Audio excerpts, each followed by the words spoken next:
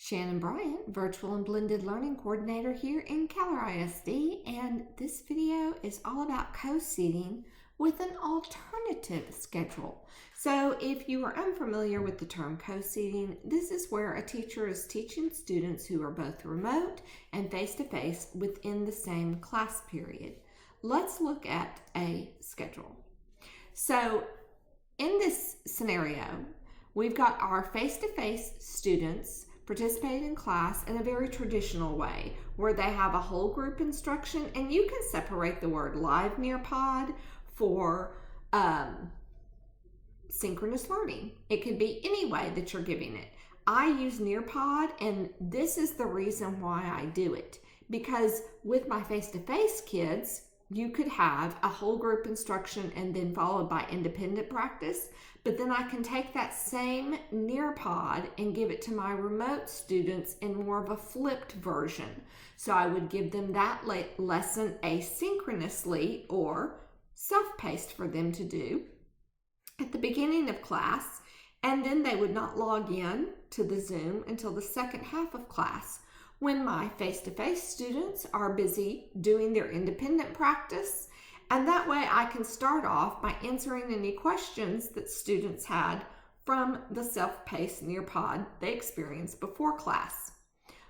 What's important here is that students know that while they're engaged in learning, if the teacher's not there, they need to write down their questions and bring them to class. This allows you, the teacher, to have a focus, so you can focus on your face-to-face students for the first half of class, and then your remote students the second half of class. So if you're teaching a 45-minute class that meets every day, you can do that same structure with your days. That way you are meeting for instruction with all students Monday, Wednesday, and Friday, and just those students who need help are coming to the Zoom on Tuesdays and Thursdays. This is another way to structure so you can meet students that have individual needs or possibly need remediation or were absent on those Tuesdays and Thursdays.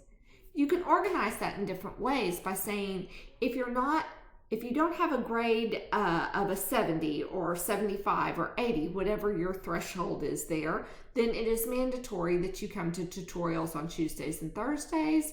And if anybody else needs that, they can come in. Or you could have it be independent practice, and based on your students' needs, arrange them in a flexible manner and have them rotate through the Tuesdays and Thursdays groups. Here's another way you could do that schedule, where Monday, Wednesday, and Friday was self-paced learning or asynchronous learning.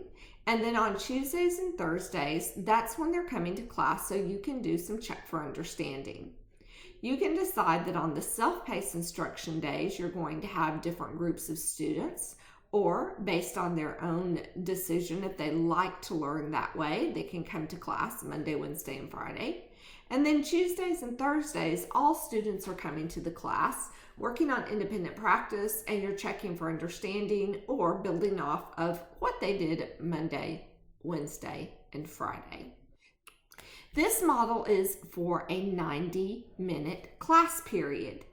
Here, the first half of class, I'm almost treating it like one 45-minute class, and the second half of class, I'm treating like another 45-minute class.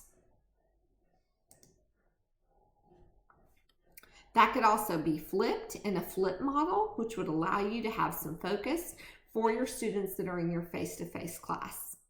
I hope you have found this video useful, and if you have, like it.